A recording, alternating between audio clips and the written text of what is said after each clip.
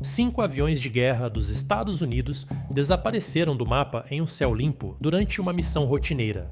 Nenhum destroço, nenhuma comunicação final, nenhum sobrevivente, apenas silêncio e um mistério que permanece até os dias atuais. Muita coisa mudou desde então, menos a nossa curiosidade sobre o desaparecimento do voo 19, uma das histórias mais estranhas e curiosas do Triângulo das Bermudas. O voo em questão era apenas um treinamento da Marinha do Ewell, que, em plena luz do dia, simplesmente deixou de existir. Com relatos de falhas misteriosas nos instrumentos e decisões inexplicáveis, essa história é um dos maiores enigmas da aviação militar. Então pegue sua pipoca, se aproxime e preste muita atenção. Essa não é uma simulação, e o que irei narrar é tão real quanto improvável. Se não houvesse relatos, você desacreditaria. E pensar que tudo isso aconteceu numa tarde. Precisamente às 14 horas do dia 5 de dezembro de 1945. 5 bombardeiros torpedeiros da Marinha dos Estados Unidos decolaram da base aérea naval de Fort Lauderdale, na Flórida. O céu estava claro, com apenas uma leve previsão de chuvas isoladas. Não tinha complicação. Era uma missão simples, com boa visibilidade e sem grandes instruções. Um exercício de treinamento batizado de Voo 19, onde os pilotos deveriam sobrevoar uma área de recifes chamada Hanson Chicken, lançar bombas de teste, depois seguir rumo ao norte sobre a ilha de Grand Bahama e finalmente retornar para a base em Fort Lauderdale. O líder da missão era o tenente Charles Taylor, um piloto extremamente experiente com mais de 2.500 horas de voo, um número elevado para os padrões da época. Nada indicava que aquela tarde terminaria em tragédia. A missão teve início normalmente, os aviões realizaram o lançamento das bombas como planejado e começaram a seguir a próxima etapa da rota. Foi ao rumar para o norte, após o exercício, que os problemas começaram a surgir. Às 15h45, apenas 1 hora e 45 minutos após a decolagem, o tenente Taylor entrou em contato com a torre de controle em Fort Lauderdale. A sua voz era tensa, hesitante. Ele dizia que não conseguia ver terra alguma e que acreditava que estavam completamente fora de curso. Uma afirmação particularmente estranha, considerando que, naquele momento, os aviões deveriam estar visíveis à distância da base, especialmente num dia claro como aquele. O que aconteceu não foi apenas alvo de especulação, como deixou todos os envolvidos assustados. Obviamente, a torre respondeu de imediato, tentando confirmar a localização do esquadrão, mas não havia mais aviões no horizonte. O silêncio tomou conta da frequência por 10 minutos, até que outro piloto da missão finalmente respondeu. Porém, a situação estava longe de ser resolvida. A comunicação continuava confusa, e em seguida, veio uma revelação ainda mais alarmante. O tenente Taylor havia repassado o comando da missão para outro piloto sem explicar o motivo. 10 minutos sem comunicação pode representar vários obstáculos, e as mensagens da torre não são como aquelas que recebemos no WhatsApp. Não podemos apenas ignorá-las. Era fundamental que naquele momento algo fosse feito para sanar os problemas no horizonte, à medida que nem mesmo o horizonte parecia ser confiável. Então, as mensagens que se seguiram indicavam um crescente estado de desorientação. Um dos pilotos conseguiu relatar que não conseguiam mais reconhecer o ambiente ao redor e estimavam estar a cerca de 360 quilômetros a nordeste da base. Suas palavras estavam desconexas, em tom de desespero. Pouco depois, o silêncio absoluto voltou a dominar o rádio, e é aqui que as coisas ficam piores. Ninguém sabia ao certo a localização das aeronaves, mas isso sequer era o maior problema. Com a constatação de que o voo 19 estava com problemas de comunicação, com pilotos cada vez mais desnorteados, uma decisão precisou ser tomada com muita rapidez. 2 aviões de resgate foram imediatamente enviados para a última posição conhecida do grupo. 10 minutos após a decolagem, os 2 aviões de resgate também perderam contato com a torre. Em menos de 30 minutos, 6 aeronaves haviam desaparecido no Oceano Atlântico sem deixar qualquer vestígio. Sem comunicação, sem sinal de fumaça, sem transmissões, o silêncio tomou conta da torre. Ninguém sabia o destino dos bravos homens que saíram do alojamento para cumprir uma missão simples. Eles deveriam retornar rápido, mas à medida que o tempo passava, se tornava mais traiçoeiro qualquer pensamento otimista. Então, dias se passaram, e assim uma das maiores operações de busca da história da Marinha dos EUA foi realizada. Aviões e embarcações vasculharam mais de 250 mil milhas quadradas de oceano, cobrindo tanto o Atlântico quanto partes do Golfo do México, e o resultado foi chocante. Você está sentado? Eles vasculharam tudo e não encontraram nada. Nenhum destroço, nenhum soldado e nenhuma evidência sequer de que os aviões haviam caído. Nada que indicasse direção ou a conclusão trágica daquela missão.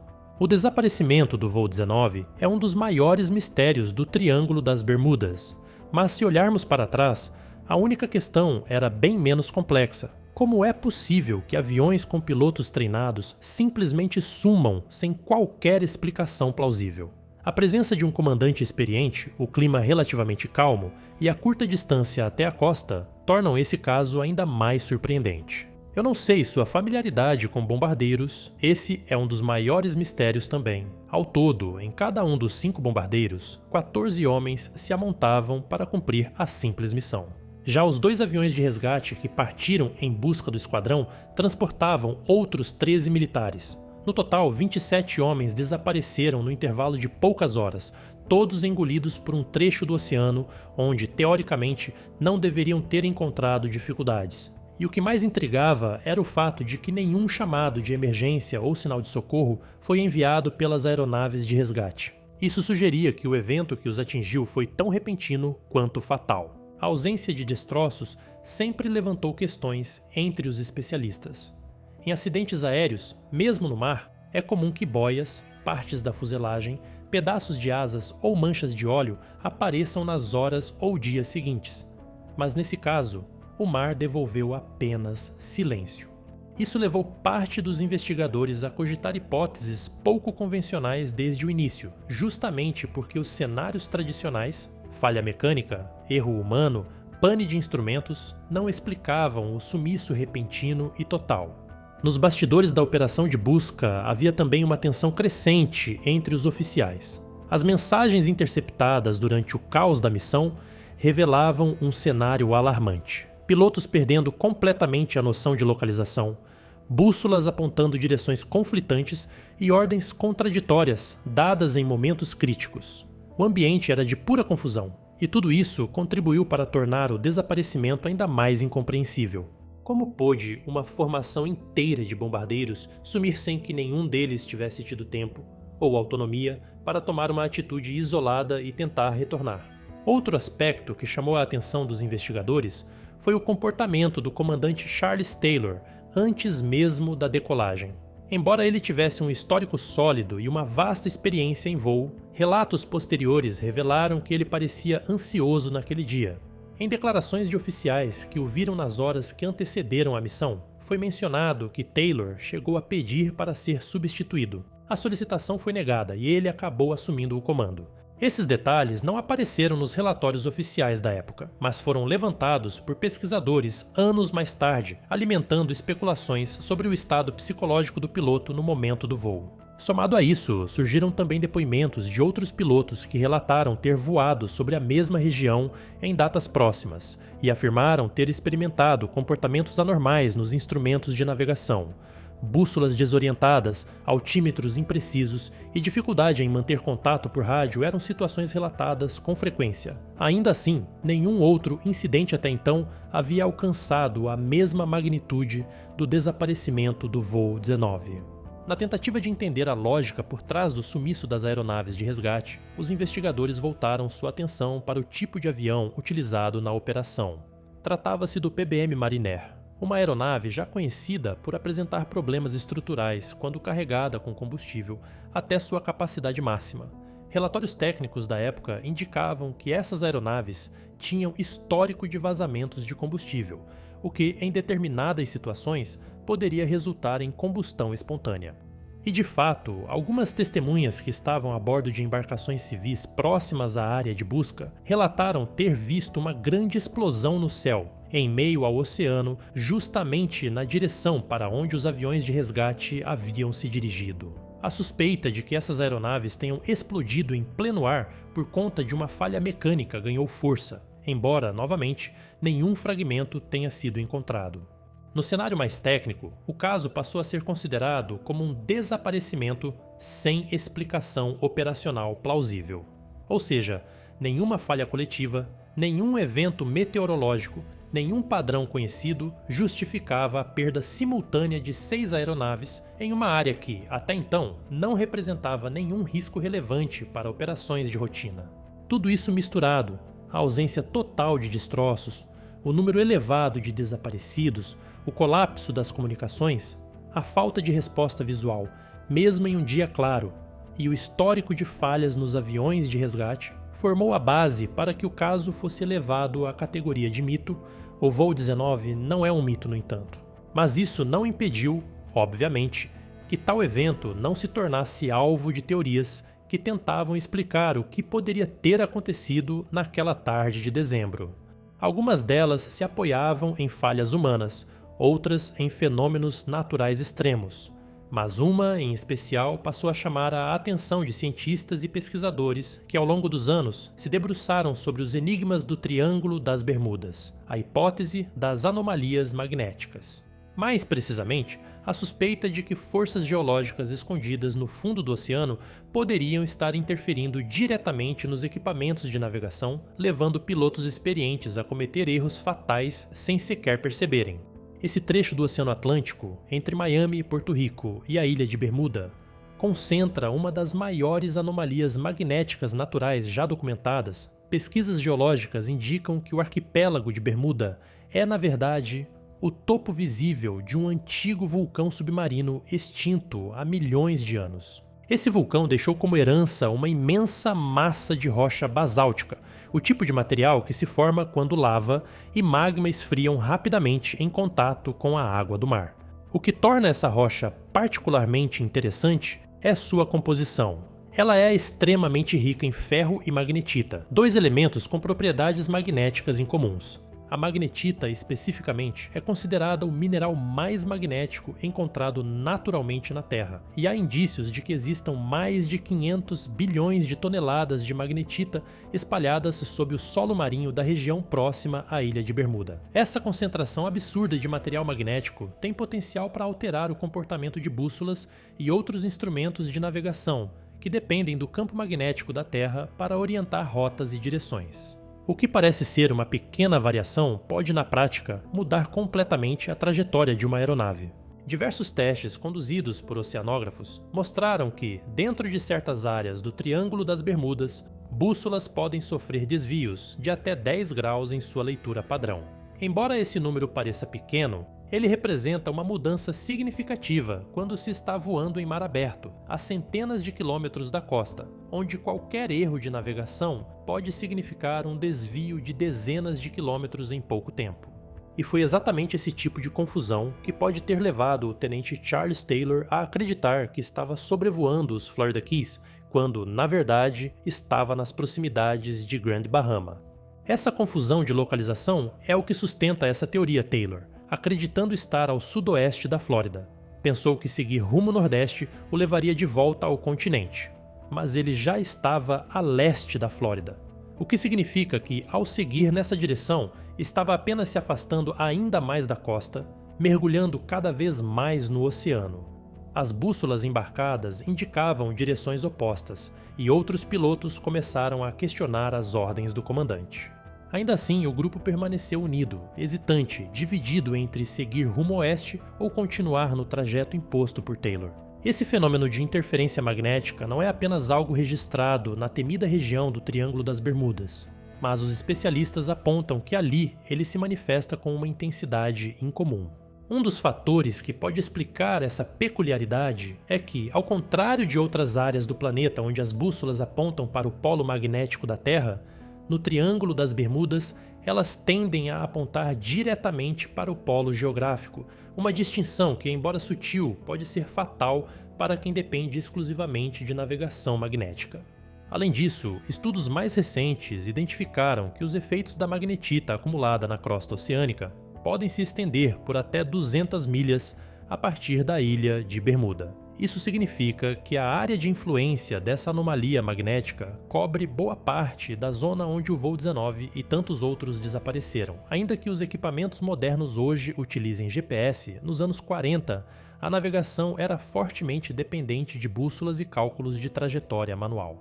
Um erro causado por uma leitura errada, somado a um ambiente sem pontos de referência visuais, era uma receita perfeita para a desorientação.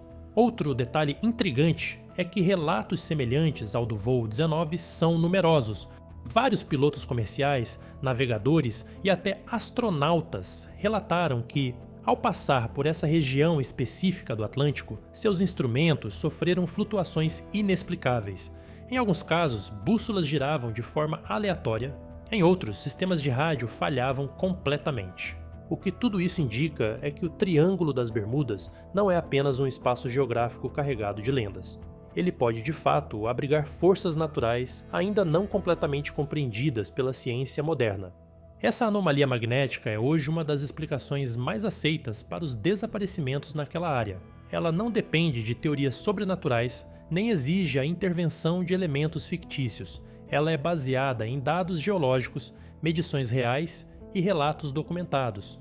E ainda que não explique todos os casos com exatidão, ela lança uma nova luz sobre o que pode ter levado pilotos treinados, como os do voo 19, a tomar decisões que desafiam a lógica.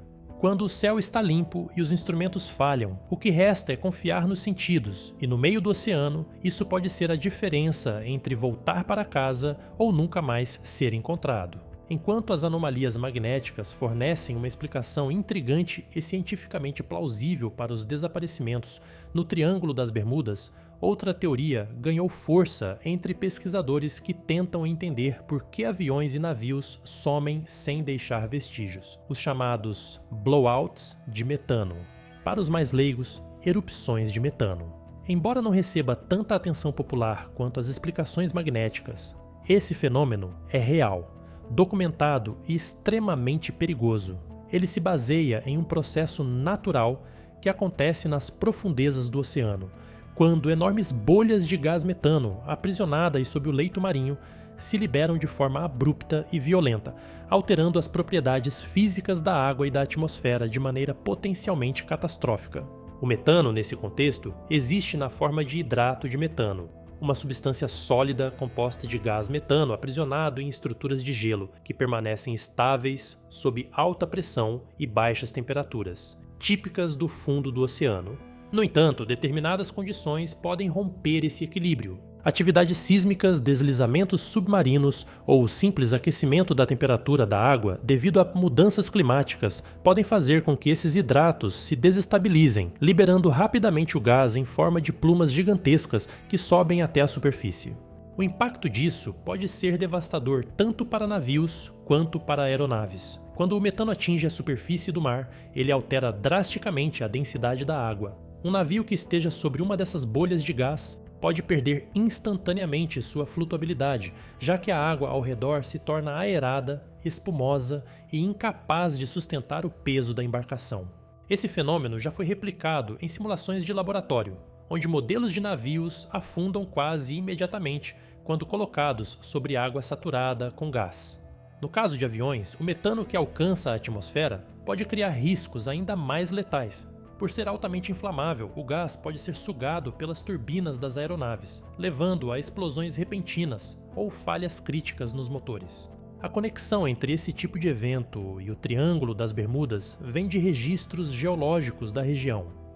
Estudos do leito marinho, próximos à Bermuda, revelaram cicatrizes profundas na crosta oceânica, semelhantes às deixadas por grandes erupções de gás. Há ainda relatos antigos e modernos de pescadores e marinheiros que testemunharam bolhas gigantescas subindo do fundo do mar e criando zonas de espuma espessa, acompanhadas por um cheiro característico de gás.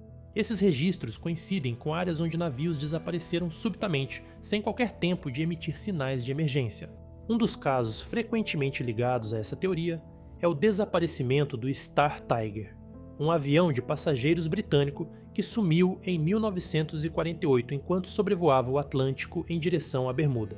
A bordo estavam 31 pessoas. O avião voava a uma altitude extremamente baixa, de apenas 2.000 pés, para evitar os ventos fortes que sopravam em altitudes mais elevadas. Essa escolha de altitude, considerada arriscada, acabou colocando a aeronave exatamente na zona de risco de uma eventual liberação de metano. De acordo com pesquisadores, se uma erupção gasosa tivesse ocorrido nesse momento, o avião teria voado diretamente dentro de uma pluma de metano, o que poderia ter causado a falha súbita dos motores, perda de sustentação ou até uma combustão espontânea. Outro efeito possível e menos considerado é o impacto psicológico e sensorial nos pilotos. O metano, em concentrações elevadas, pode deslocar o oxigênio no ar, causando confusão mental, desorientação e até perda de consciência. Esse fator, aliado a falhas nos equipamentos eletrônicos, que também podem ser afetados por atmosferas saturadas de gás, cria um ambiente propício para acidentes que ocorrem sem qualquer explicação aparente, nem tempo de reação. Ainda que não existam registros diretos de um avião sendo derrubado por uma pluma de metano, a ciência por trás da teoria é sólida. As áreas do leito marinho com maior concentração de hidratos de metano estão sendo monitoradas, e o Triângulo das Bermudas aparece recorrentemente nos mapas dessas zonas de risco.